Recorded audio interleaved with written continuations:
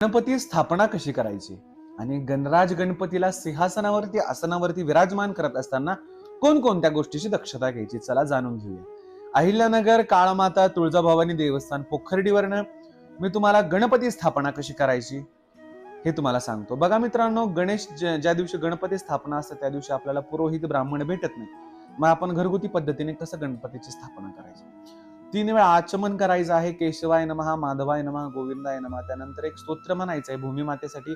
समुद्रे वसने देवी पर्वते स्तन मंडलम विष्णुपत्नी नमस्तुभ्यं पादस्पर्शम क्षमस्व मे. असं करून त्या आसनाला नमस्कार करायचंय.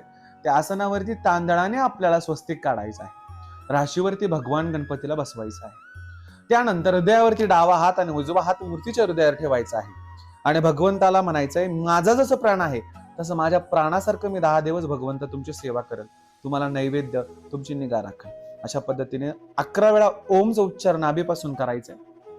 त्यानंतर भगवान गणपतीची मूर्तीवरती थोडं पाणी शिंपडायचंय, गंधाक्षत करायचंय, जानवं घालायचंय.